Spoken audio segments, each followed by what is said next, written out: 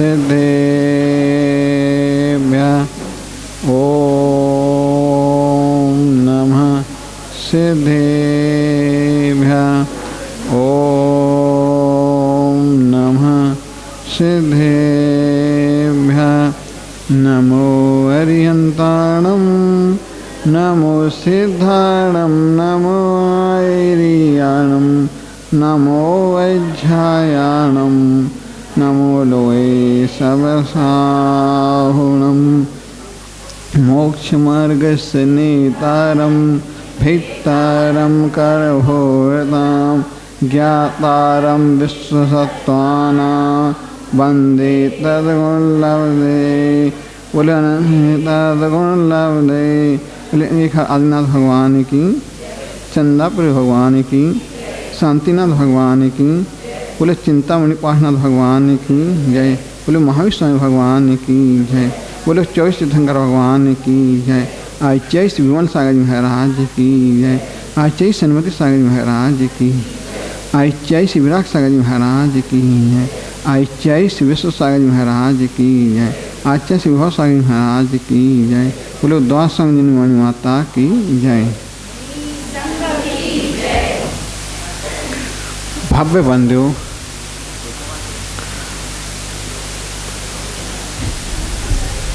भावना भवहासिनी, भावना भवनाशिनी। जैसे भाव का भ्रमण, जैसे भाव होंगे उसा संसार का भ्रमण चलेगा। यदि अपनी भावना ही कि संसार से छुटकारा पाना है, विनाश करना है, वो साय शक्ति, स्मरण शक्ति और भावना निर्मल होगी तो साय शक्ति बढ़ेगी।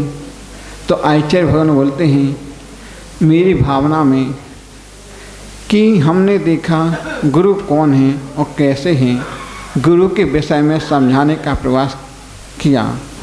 तो रहे सदा संग सत्य उन्हीं का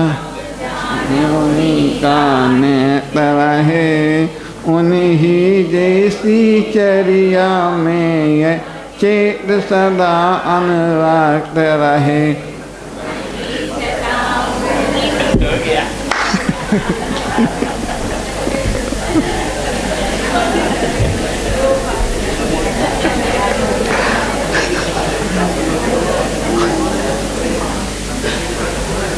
कवि अपनी भावना प्रकट करता है कि भावना में डूबा कवि जन जन की अंदर शक्ति का संचार करता हुआ कहता है रहे सता सख्त संग होने का। मानी अपन को संगति किस व्यक्ति की करना चाहिए, कैसे की करना चाहिए। यदि आपने संगति अच्छे व्यक्ति की तो आपका जीवन अच्छा ही होगा। यदि आपने बुरी की संगति की है तो आपको बुरा ही परिणाम भोगना पड़ेगा। एक बार की बात है कि एक व्यक्ति सोचता है कि हम क्या करें, संगति तो पा लेता है, एक पाता बुरी व्यक्ति की संगति में पड़ जाता है, सोचता रहता है संगति, यदि हमने अच्छी की संगति पाई होती, अकेले उस व्यक्ति ने गलत व्यक्ति की संगति पा ली थी। वो इतना धनवान व्यक्ति था कुछ कह नहीं सकते थे। उसके माता पिता इतनी कृपा दयालु थी और इतनी सेवा भावी थी कि भगवान की देव दर्शन, पूजन आदि अभिषेक प्रवचन सुनना।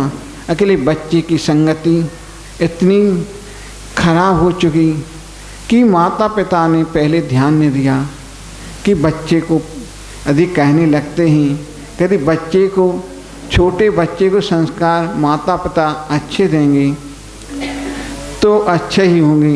यदि माता पिता ने बच्चे को शुरू से लगाम नहीं लगाई तो अंत में आपके ऊपर ही लगाम लगाएंगे।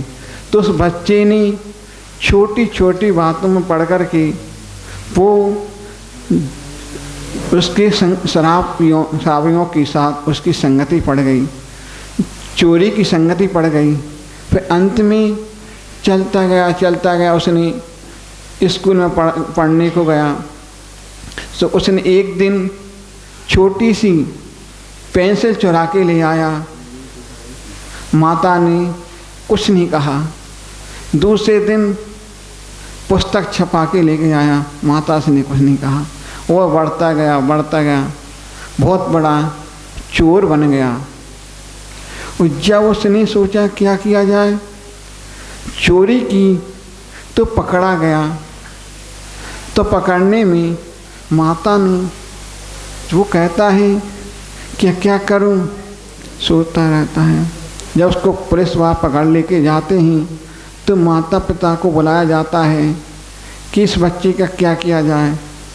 तो फिर माता सोचती है, बच्चा बोलता है मेरे संस्कार अभी के नहीं, ये संस्कार बहुत समय के हो चुके हैं। तो वो चला जाता है, वे उसको सज़ा दी जाती है।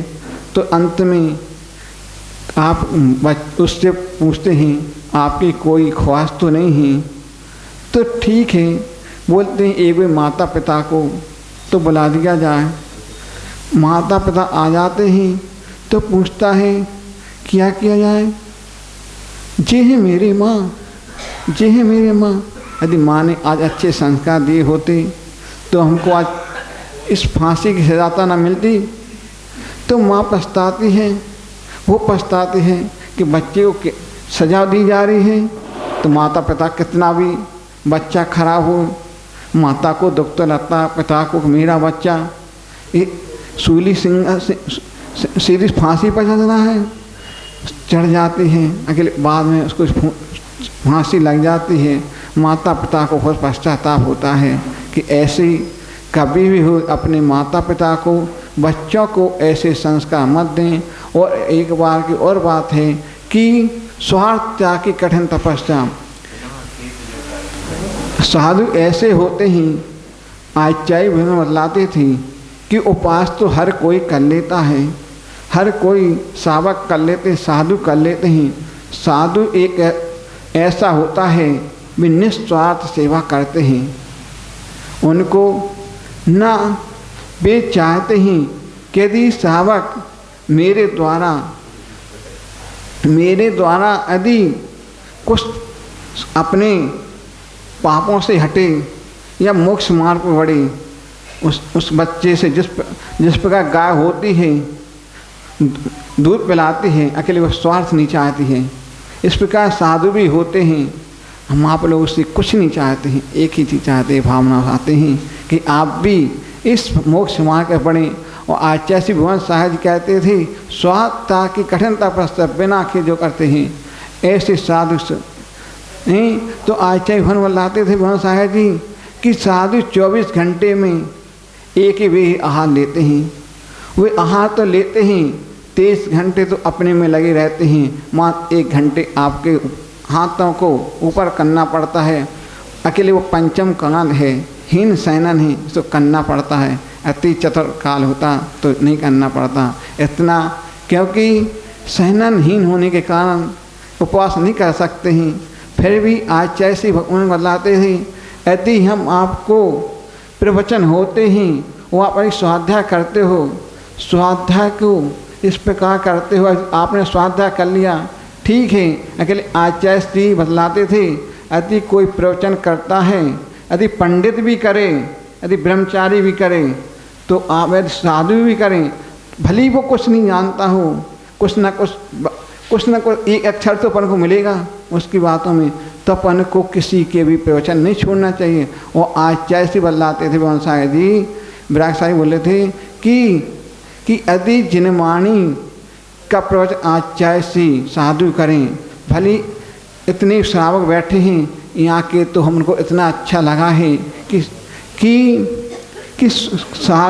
ग्रस्त लोग, हमने इतने दिन 1 महीने होने को जा रहा है, कभी प्रवचनों में न ऊँगते देखा है, न चिल्लाते देखा, न बात करते देखा, सुनते हैं और ध्यान से सुनते हैं। जिस प्रकार यदि कि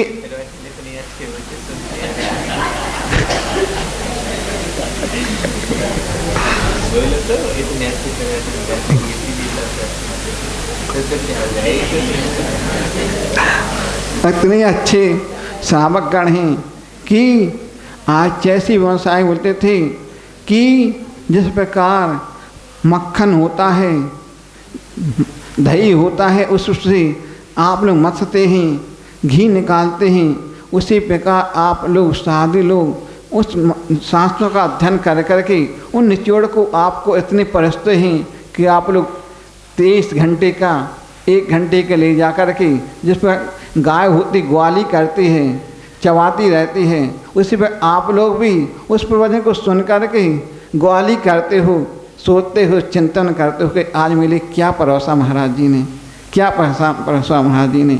तो आप लोग इस बात का चिंतन करते रहते हो कि हमने को क्या परोसा। तो इस आज ऐसे बोलते थे, आपने यदि एक ग्रास भी दिया है, आज क्या दिया नहीं, वो कब तक चलता है, बरसों तक चलता है। आज जैसी व्यवसाय कहते हैं, आज का खाया नहीं है जी, बासा खाते हैं। बासा क्या है, आप लोग बासा, तो बासा कोई बासी रोटी नहीं खाता है, अगले बासा जो आपने दिया होगा उसका तो आते पाते हैं।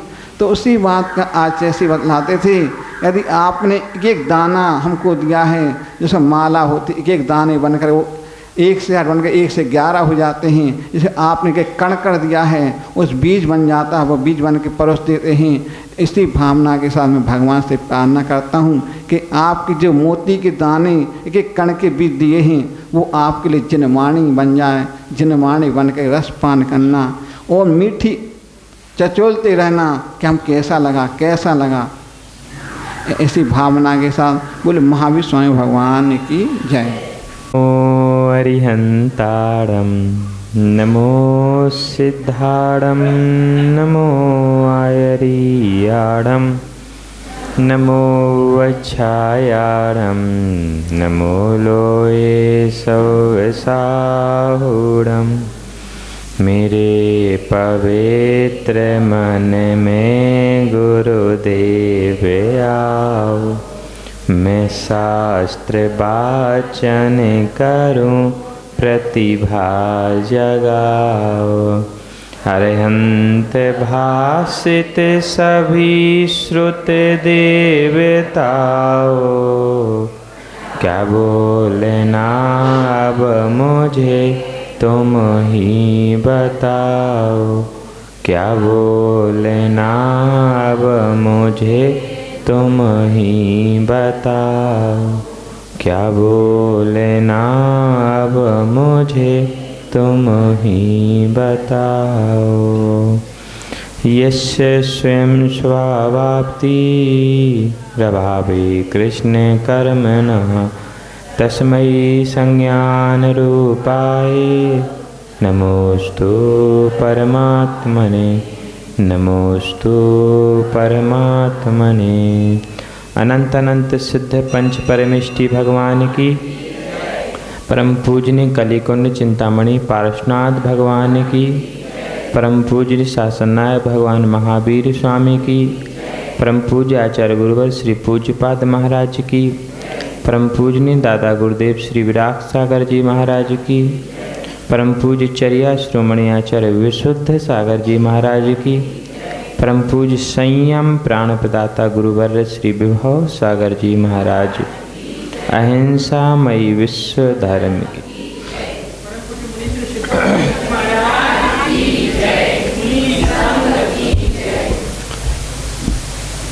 जैनागम के उद्भत विद्वान क्षुल्लक ध्यान सागर जी महाराज एक छोटी सी पुस्तक का रचना करते हैं। उस पुस्तक में वो लिखते हैं कि यदि एक अक्षर और उस एक अक्षर का ह्रस्व अक्षर और ह्रस्व अक्षर में भी आधा अक्षर हलंत सहित अक्षर, इस प्रकार से ह्रस्व दीर्घ और प्लुत अक्षरों की 3 संज्ञाएं होती हैं। उन 3 संज्ञाओं में से कोई एक संज्ञा भी सिखला दे तो वह गुरु के योग्य हो जाता है।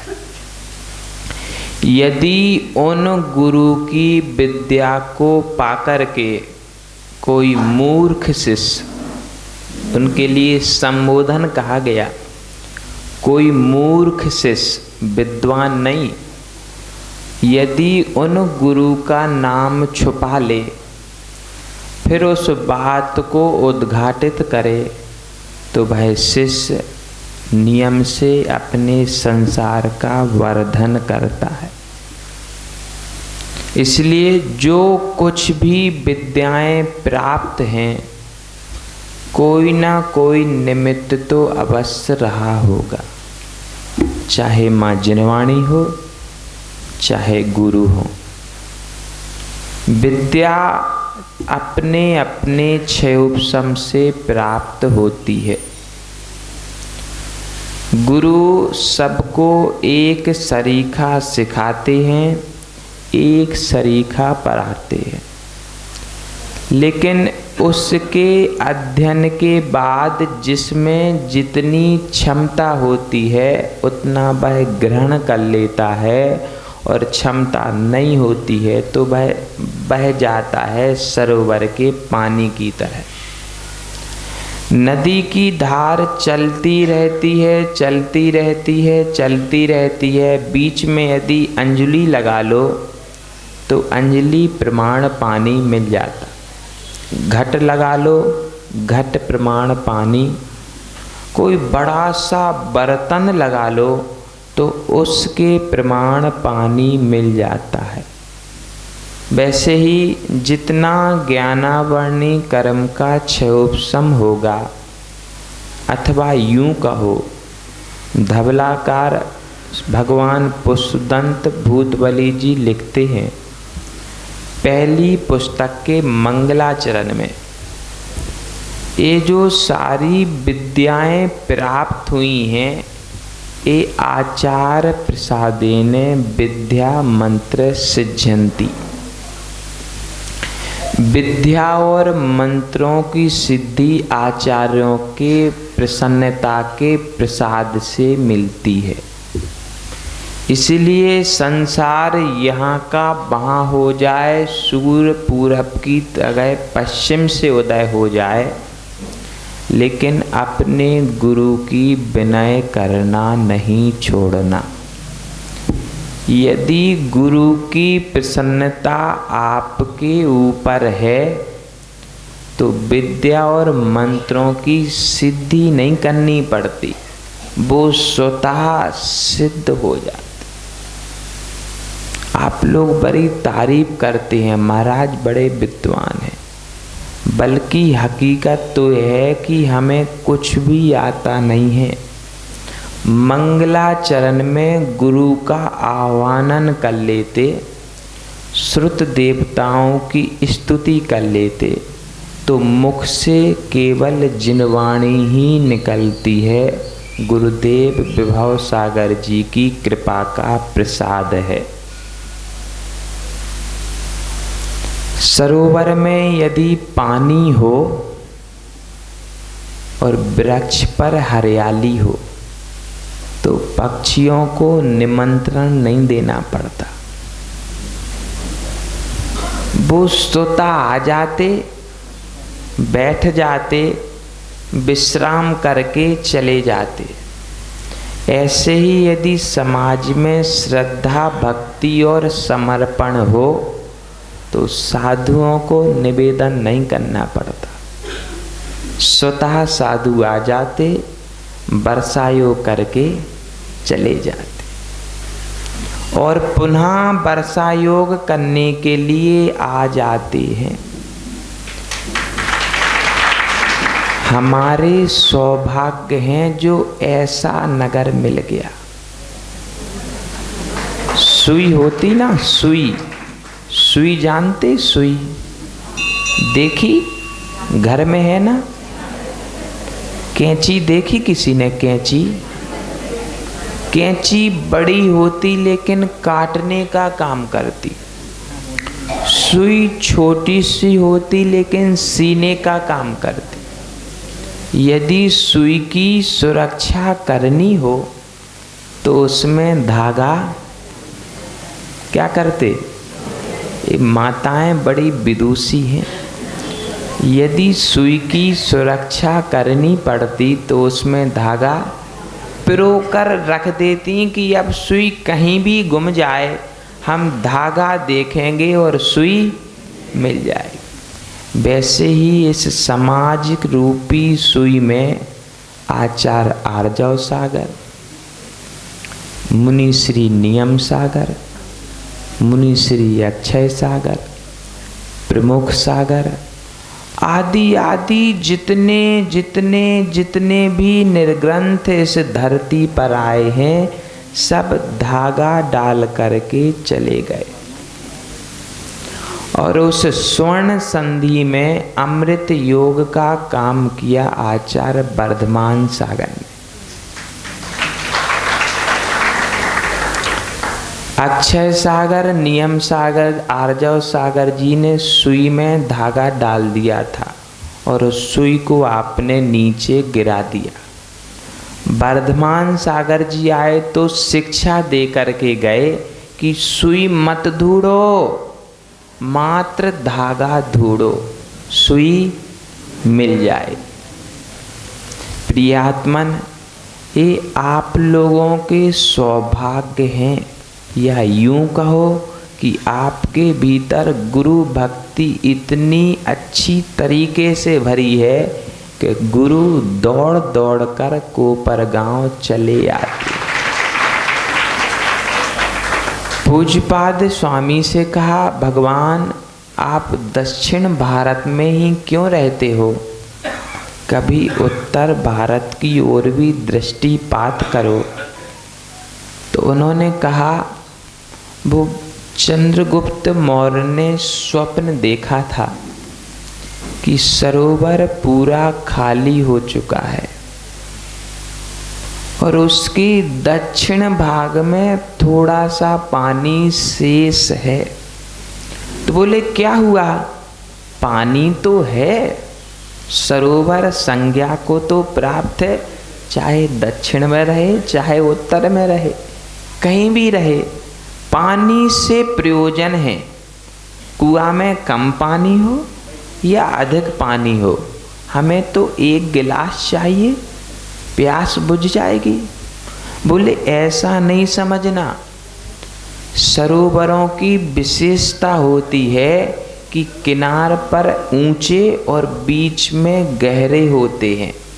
जो ऐसे बने होते हैं वही सरोवर संज्ञा को प्राप्त होते हैं। सरोवर जानते, तालाब, देखो सारी भाषाओं में बतला देते जिससे आपको अच्छी तरीके से समझ में। तालाब जो होता है वो बीच में गहरा, किनार पर ऊंचा होता है। जितना भी पानी आता है पहले नंबर बीच में आता है, बाद में किनारों पर जाता है। यदि किनार पर पानी सेच है, बीच में खाली हो गया, तो विशेषता कुछ तो होगी। अब विशेषता सामान्य रूप से किसी वैज्ञानिक से पूछोगे या इन बच्चों से पूछोगे तो यही कहेंगे, महाराज जिसने तालाब बनाया होगा उसमें थोड़ी अक्ल कम होगी, उसने किनार पे गहरा नहीं किया, किनार पे गहरा कर दिया और बीच में गहरा नहीं किया होगा, इसीलिए वह किनारे पे पानी है। सीधी सी बात है। थाली में पानी रखो और थाली टेढ़ी कर दो, पानी कहाँ जाएगा, किनार पे जाएगा ना। वैसे ही तालाब में पानी है, बीच में गहरा नहीं है, तो किनारे पे चला। लेकिन जब समंत भद्र भगवान के चरणों में पहुँचे तो उन्होंने सिर्फ पानी का उत्तर नहीं दिया, उन्होंने सारे सगुन और अपसगुन शास्त्रों का उत्तर दे दिया। सीधे भद्र बाहु संहिता लिख दी।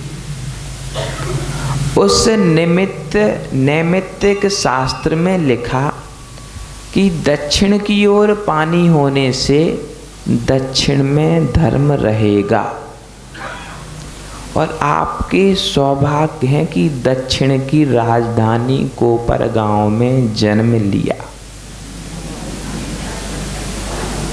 ये धर्म की राजधानी है। बड़े बड़े नगरों में जो सभाएं नहीं हो पाती वो छोटे से गांव में हो रही। कारंजा देखो, दक्षिण की राजधानी है, जैन काशी के नाम से प्रसिद्धि को प्राप्त थी। आज भी उन मंदिरों के दर्शन करने से सम्यक दर्शन में विशुद्धि आ जाती। वो चित्रकारी देखने से लगता है कि हमारे पूर्वजों में विद्वत्ता थी। कहने का मतलब यह है कि बड़ा अच्छा योग मिला है इस गांव में जन्म लेने का। उसका फल क्या है? तो आचार्य बतलाते हैं कि यहाँ आओगे और यहाँ से चले जाओगे, कोई बड़ी बात नहीं है। लोग आते हैं और स्वर्ग सिधार जाते। स्वर्ग तो एक सामान्य सा कथन है, अपनी अपनी गति के अनुसार पहुंच जाते। लेकिन उसमें विशेषता क्या है? बोले विशेषता यह है कि यदि इस संसार में संबंध स्थापित करते हो और उन संबंधों में फंसे फंसे जाते हो तो राजेश्वरी सो नरकेश्वरी। यदि संबंधों में फंस करके मरण को प्राप्त होते हो तो बोले नरक से कोई बचा नहीं सकता, और यदि संबंधों को छोड़ करके वैराग्य के मार्ग पर जाते हो तो मोक्ष पुरुष से कोई बचा नहीं सकता। बोले यहाँ तक तो ठीक है, लेकिन लोगों को एक ही प्रश्न अलग अलग जगह पूछने में बड़ा मजा आता है। ऐसा है कि नहीं? दो जगह शंका समाधान चलती, एक पूज्य प्रमाण सागर जी के पास और एक पूज्य सुधा सागर जी के। लोग एक ही प्रश्न दोनों जगह पूछ लेते। क्यों पूछते? क्यों पूछते? एक ही प्रश्न इसलिए पूछते हैं, इसके दो कारण हैं। ज्ञान तो अधिक है नहीं, कहीं से एक प्रश्न सुन लिया, वो याद कर लिया, तो प्रश्न एक पक्का हो गया। अब पूछें तो क्या पूछें? इतना स्वाध्याय तो करते नहीं कि शंकाएं उत्पन्न हो। तो उसी प्रश्न को एक पेटेंट प्रश्न बना लेते, और जब गए तो शंका पूछने पर टीवी में दिखते हैं। देखो, सारी बातें ध्यान में रखना पड़ेंगी। शंका पूछते तो टीवी में दिखते हैं। इस कारण से दो बातें बन जाती। एक तो रिश्तेदारों को फोन कर देते कि आज हमारी शंका टीवी पर जरूर देखना। दूसरा, स्वयं का नाम हो जाता। और एक ही प्रश्न दो जगह पूछने पर कुछ ना कुछ भिन्नता मिलती है, इसलिए ज्ञान की वृद्धि भी। अब देखना यह है कि जब प्रश्न पूछते हैं उसके बाद जब उत्तर सुनते हैं तो ये देखते हैं कि कैमरा हमारे ऊपर है कि नहीं। उत्तर सुनने में बुद्धि लगती ही नहीं। यदि वही उत्तर महाराज पुनः पूछ ले कि मैंने क्या दिया, तो अब अपनी अपनी समझना हम वह उत्तर पुनः दे पाएंगे कि नहीं। ऐसे ही आप ही लोग नहीं हो, पहले के लोग भी ऐसे ही थे। भद्रबाहु भगवान से भी प्रश्न पूछा, उन्होंने स्वयंभू रस दिया। पूज्यपाद महाराज से प्रश्न पूछा तो उन्होंने इष्टोपदेश की रचना। अब आज की कारिका ऐसी ही कारिका है जिसमें प्रश्न पूछा गया कि भगवान ये लोग जो आते हैं और चले जाते हैं, इसका कारण क्या है? तो उसका उत्तर देते हुए पूज्यपाद महाराज लिखते हैं, हाथ जोड़ करके अपन पढ़ेंगे। दिग्देशेभ्या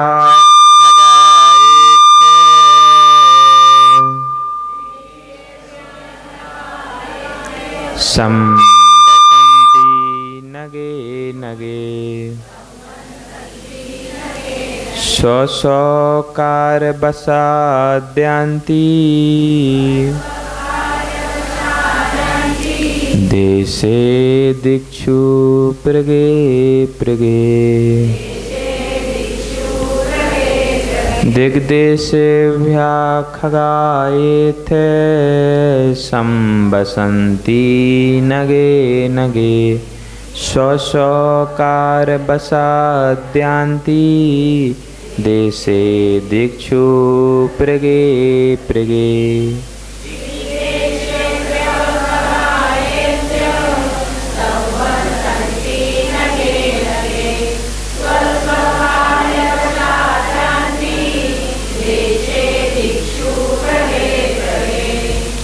दिग्देशेभ्या खगायित, उत्तर भी बड़े मीठे स्वरों में दिया। ऐसा नहीं कि उत्तर सुनने के बाद प्रश्नकर्ता वहाँ उपस्थित ही ना रहे, वह चिढ़ ना जाए, वह चला ना जाए, इस बात का भी ध्यान रखा गया। यदि सीधे सीधे कनवा समझते ना, कनवा जिसकी एक आंख नहीं होती उससे कनवा कहा जाता। आप लोग क्या कहते? काना। ये बुंदेलखंडी का ऐसा ही प्रभाव है, कुछ का कुछ कहती। काना से काना कहो तो काना जहर रूठ, धीरे धीरे पूछ लो कैसे गई थी फूट। यदि सीधे आप संबोधन करो काना इधर आ, तो वह आपकी पूजा करने में समर्थ होगा तो पूजा कर देगा, नहीं तो वचनों से आरती जरूर उतारेगा। यदि उसी से प्यार से भैया कह करके पूछ लोगे, भैया आपकी आँख कैसे फूट गई थी, तो वह बतला देगा। आपका प्रयोजन था आँख कैसे फूटी ये समझना, तो वह बतला देगा। ऐसे ही पूज्यपाद महाराज से पूछा गया तो उन्होंने उत्तर दिया, दिग्देशेभ्यः खगायेथ, देशों से विदेशों से, खगा यानी पक्षी, एत यानी आते हैं, संबसन्ति नगे नगे, सभी ओर से, देशों से विदेशों से वृक्षों पर पक्षी आते हैं। सौ सौ कार बसाद्यांति, अपने अपने कार्य को लेकर के आते हैं और अपने कार्य का लक्ष्य लेकर के बैठ जाते हैं। देशे दिक्षु पृगे पृगे, और अपने जब इष्ट की सिद्धि हो जाती है तो जाने के लिए किसी से पूछते नहीं, विचार नहीं करते और सीधे निकल जाते। अब एक काका सोचते हैं कि हमारे लिए कोई आज्ञा दे दे, हम किसी से पूछ लें। पक्षी भी जब डाल से उड़ता है ना बालचंद जी, तो पूछ करके नहीं उड़ता, वह भी बिना पूछे चला जाता। अब आप पूछने के लिए बैठे तो उड़ पाओगे क्या? उड़ना है कि नहीं? यदि पूछने के लिए बैठे रहोगे तो उड़ नहीं पाओगे। यदि आकाश की ऊंचाइयों को छूना है तो बार बार पूछना नहीं पड़ेगा। दिग्देशेभ्यः खगायेथ संबसन्ति नगे, पक्षी बहुत सारे आते हैं, आकर के वृक्ष पर बैठ जाते हैं और अपने अपने काम के लिए रात्रि में विश्राम कर लेते हैं। ये है प्रकृति। रात्रि में संचरण प्रकृति को पसंद नहीं है। रात्रि में चिड़िया भी मौन ले लेती। सुना किसी पेड़ से आवाज आती हो और घरों से?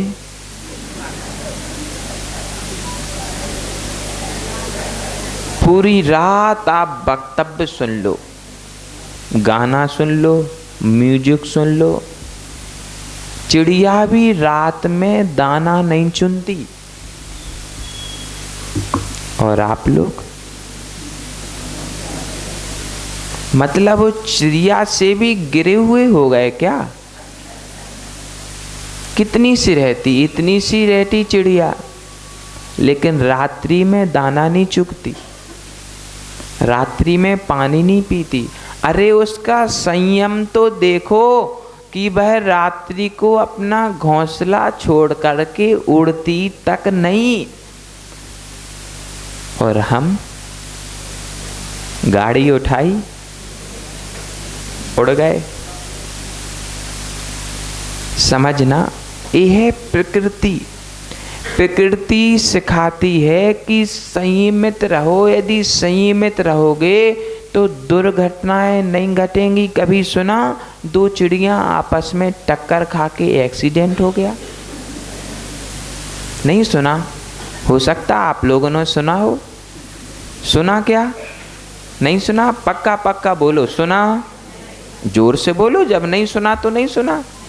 नहीं सुना, ठीक। मनुष्यों का सुना? प्रतिदिन एक सूचना मिलती कि अमुक स्थान पर अमुक व्यक्ति का अमुक कारण से एक्सीडेंट हो गया, गंभीर चोटें आई हैं, हॉस्पिटल रेफर कर दिया गया। भगवान से प्रार्थना करते हैं कि वो शीघ्र स्वस्थ हो जाएं। ऐसी भावनाएं भी प्रेषित करते हो, लेकिन उसका कारण तक तो जाओ कि एक्सीडेंट हुआ तो हुआ क्यों। सावधानी कहीं ना कहीं छूट गई होगी, कहीं ना कहीं उन्मत्तता आई होगी, या तो रात भर सोए नहीं तो प्रातःकाल नींद में एक्सीडेंट हो गया। ऐसा हुआ तो हुआ क्यों? जब रात्रि विश्राम के लिए है तो रात्रि में विश्राम क्यों नहीं?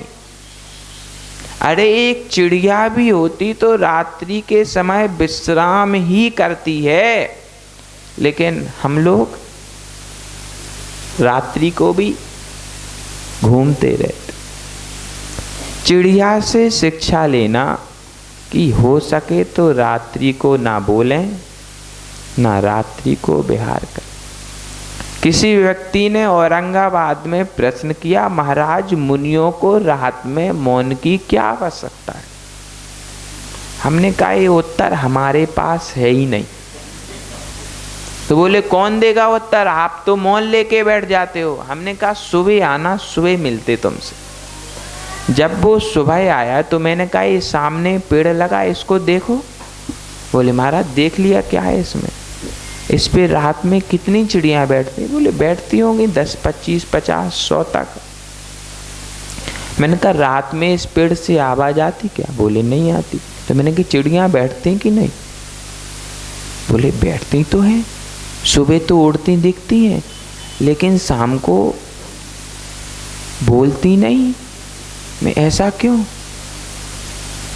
बोले यदि चिड़ियां भी मौन लेकर के जानती हैं, प्रकृति की गोद में रहती हैं, तो हम भी प्रकृति पुरुष ही हैं। हम भी प्रकृति के अधीन रहते हैं। जैसा जैसा प्रकृति कहती है वैसा वैसा ही करते हैं, इसीलिए अधिक स्वस्थ रहते हैं। रात्रि में चिड़ियां नहीं बोलती, हम भी नहीं बोलते। चिड़ियां लाइट और पंखे की हवा नहीं खाती, लाइट का उजाला नहीं देखती, हम भी नहीं देखते। चिड़िया रात्रि में सही समय से सो जाती, इसलिए प्रातः काल सही समय से उठ पाती। बोलो बच्चे कितने बजे उठते? यदि स्कूल हुआ तो 7 बजे, अन्यथा 10 लक्षण आ जाते, उसके पहले वो उठते ही नहीं। क्यों? क्योंकि रात्रि में सही समय से सोए ही नहीं, तो प्रातः उठेंगे तो उठेंगे कैसे?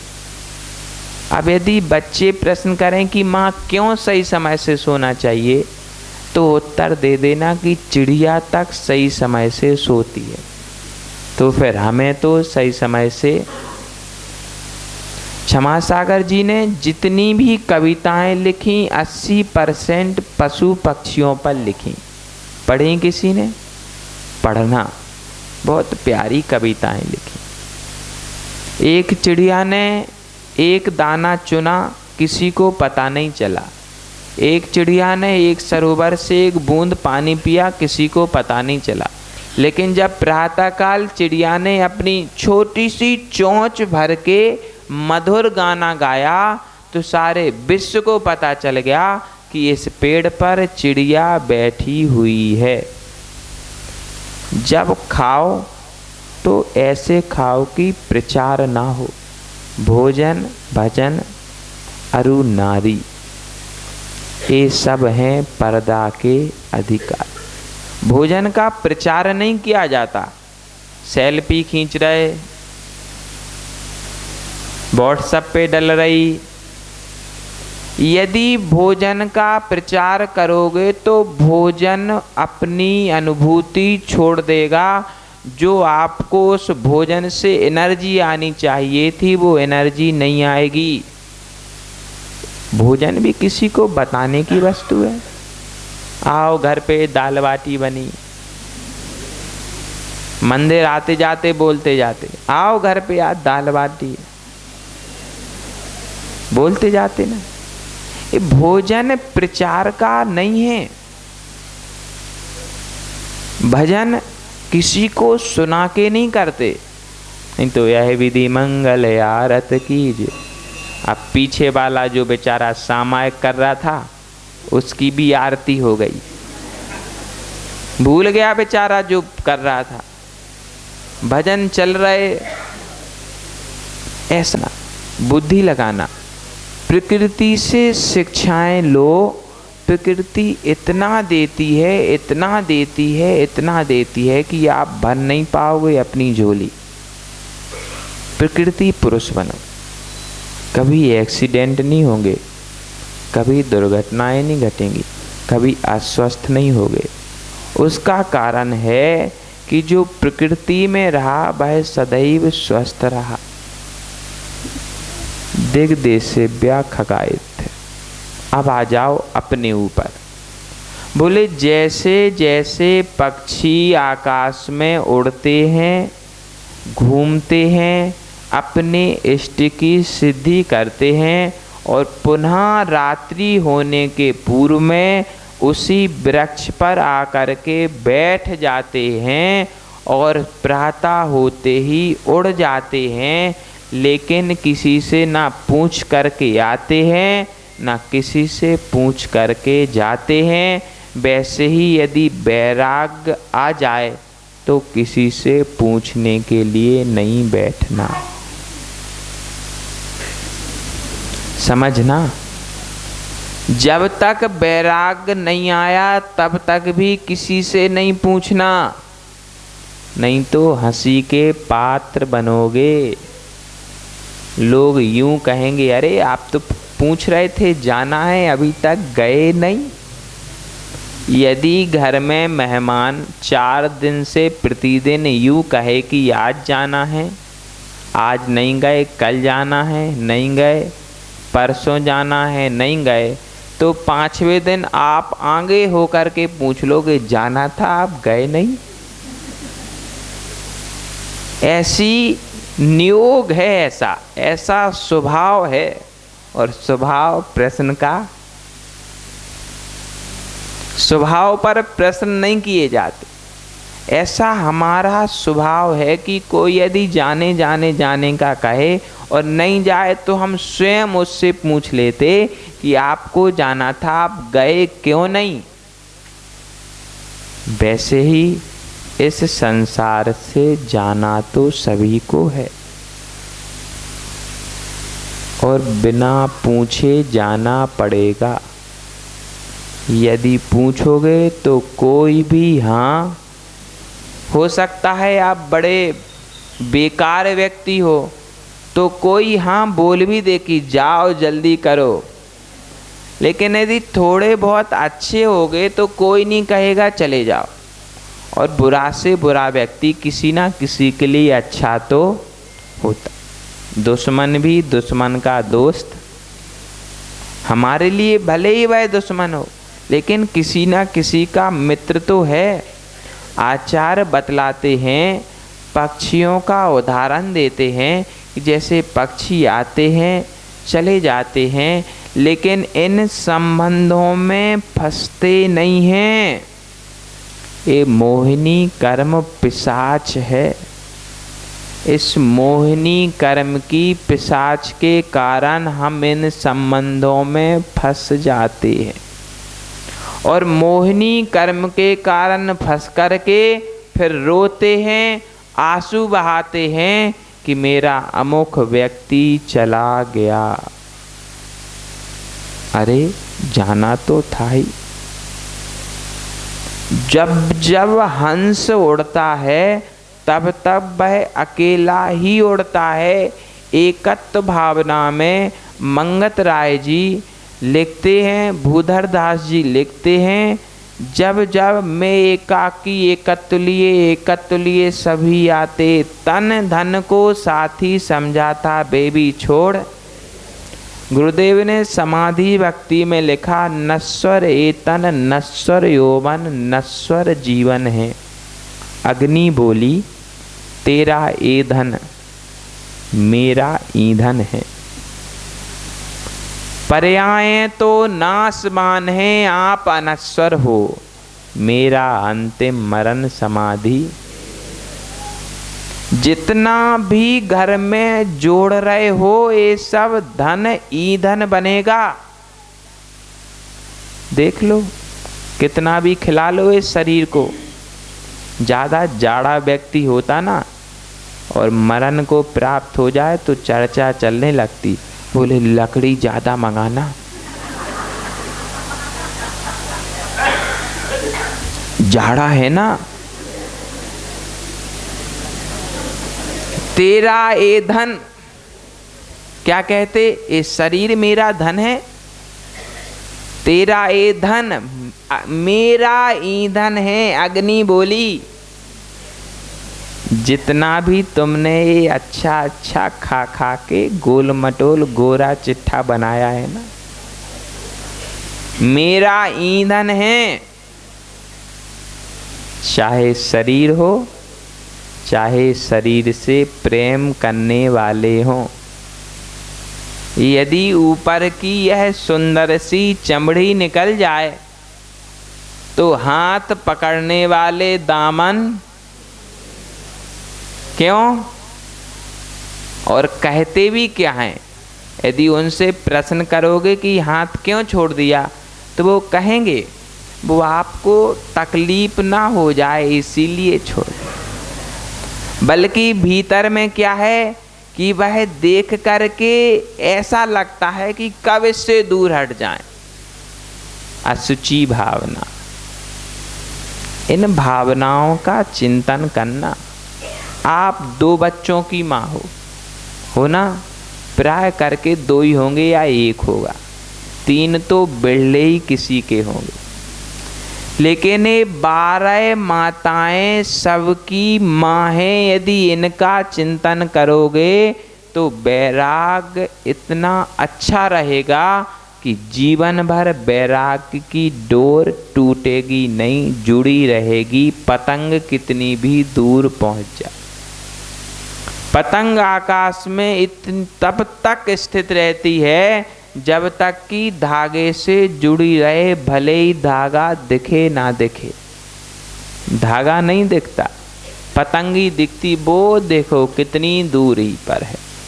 और यदि ना दिखने वाला धागा टूट जाए तो पतंग भी दिखना। वैसे ही इन संबंधों से जुड़े तो रहना। हम नहीं कहते छोड़ दो, यदि छोड़ दोगे तो घर टूट जाएंगे, फिर चौका कौन लगाएगा। भाई स्वार्थ है, 100 कार बसा देंती, अपने अपने स्वार्थ से अपने अपने स्वार्थ की सिद्धि करो, लेकिन उसी स्वार्थ में जीवन भर लिप्त रहो, यह ठीक नहीं है। स्वार्थ पक्षी का रहता है कि रात्रि गुजारनी है, कैसे भी निकल जाए बस। यदि कहीं एक आध रात के लिए जाओ और व्यवस्थाएं कम हो तो क्या सोचते, हमें कौन सा जिंदगी भर रहना, एक ही दिन तो रहना, चले जाएंगे। अब हमें यदि व्यवस्थाएं कम मिलती तो हम यूं सोच लेते 4 महीने तो रहना, कौन सी जिंदगी भर रहना, जाना ही है। अब धीरे धीरे चिंतन को बढ़ाना पड़ेगा, एक ही जिंदगी तो रहना, कौन सी 7 भाव रहना, जाना तो है। यदि ऐसी चिंतन की धारा बदलती जाएगी तो फिर दुख छूटते जाएंगे, संबंधों का दुख नहीं होगा। क्योंकि जब जब यहाँ से जाओगे तब तब अकेले ही जाओगे। वो भोग भूमि नहीं है कि पति पत्नी की युगल मृत्यु हो, ये तो कर्म भूमि है। जब जिसकी आएगी तब उसी को जाना पड़ेगा। सत्य है ना, बुरा तो नहीं लग रहा। बोलो महाराज हमने आपका चतुर्मास करवाया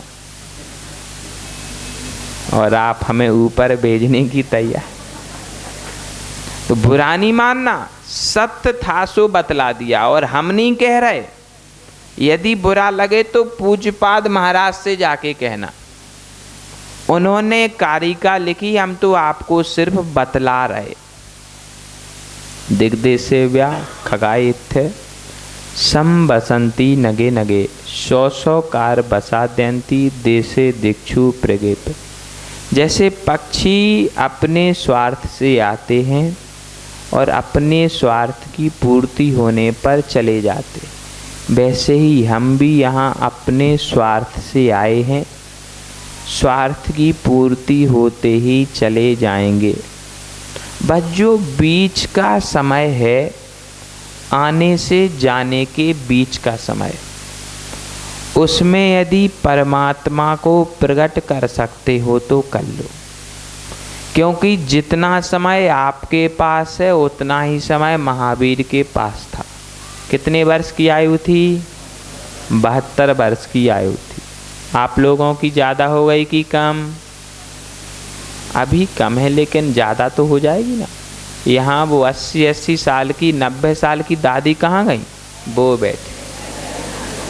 भगवान महावीर से उम्र तो अधिक हो गई कि नहीं? लेकिन क्या प्रगटा पाए? पूछना, स्वयं से प्रश्न करना कि हमने क्या प्रकट कर लिया। उन्होंने 72 साल में मोक्ष निर्वाण पा लिया। अरे हम तो 80 साल के हो गए, क्या पा लिया? 30 वर्ष में दीक्षा हो गई थी, अब तो हो गए 30 के।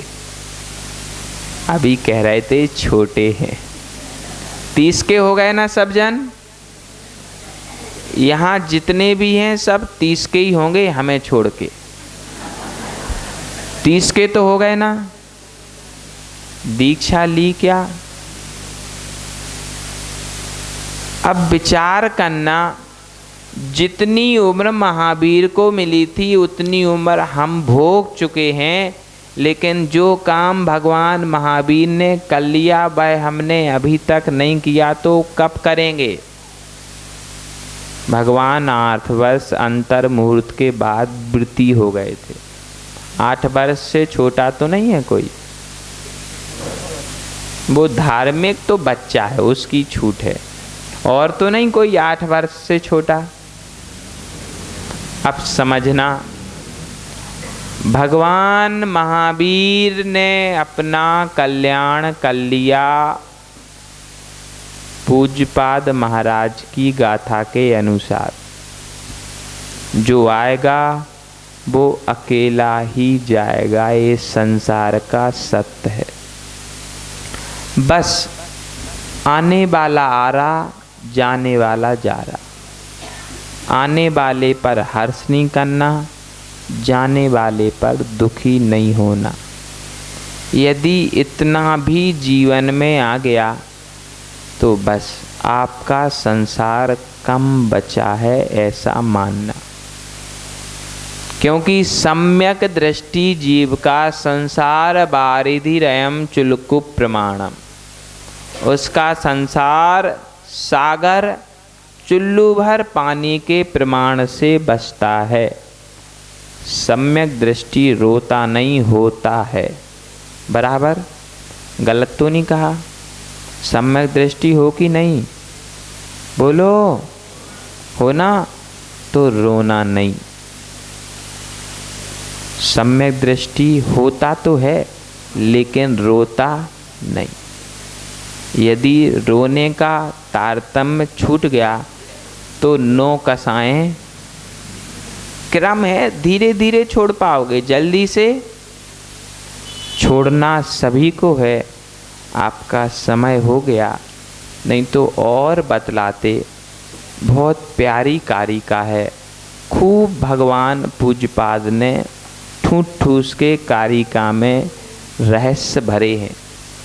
उन रहस्यों को जितना खोलते जाओ उतना आनंद मिलता जाता।